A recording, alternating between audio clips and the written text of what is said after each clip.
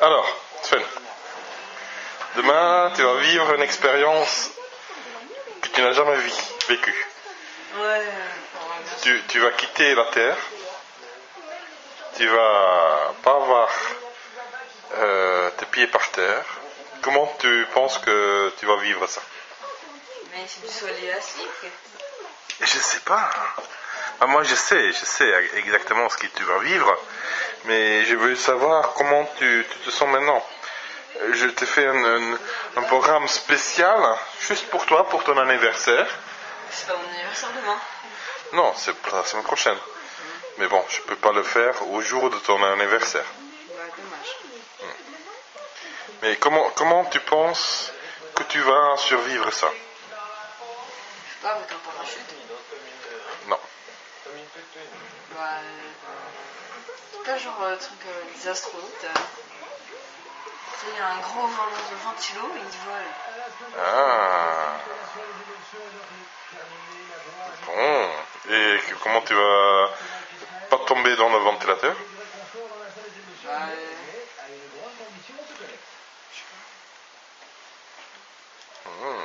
T'as pas peur? Non? Bon. Très bien. La suite de l'entretien demain. Et c'est tout pour aujourd'hui. Merci. Petit sourire pour la caméra. Ah, allez. Allez, un peu mieux. oui, c'est bon. Ok. À la télé un petit peu. Comment vous êtes arrivé ici? Ah, c'est moi. D'accord. C'était pour son anniversaire. Vous connaissiez déjà le principe de la soufflerie. Vous avez dit. On est passé quelques fois devant. On a déjà fait des cartes en bas. D'accord. Voilà. Donc alors, le principe, c'est que c'est un gros tube, d'accord. Et donc c'est un simulateur de chute. Donc si ça simule la chute, ça ne simule pas le vol. C'est-à-dire que vous n'allez pas tomber, puisque finalement vous allez voler, vous allez être porté par un gros coussin d'air finalement, puisque c'est un flux d'air qui passe dans un tube. Donc le but du jeu finalement, ça va pour pouvoir profiter de votre vol au maximum, ça va être d'obtenir une position d'équilibre. Et cette position d'équilibre, elle a une forme globale de banane. En fait, elle est articulée autour du centre du corps, qu'on appelle le centre de gravité. Est-ce que vous voyez où est-ce que c'est? Vous avez peut-être déjà entendu parler du centre de gravité. Non, pas du tout? Du tout? Bon, en fait, c'est le centre du corps, en gros, le milieu. C'est pas facile de dire où est-ce que c'est le milieu du corps. En gros, le milieu du corps, c'est au niveau du bassin. D'accord?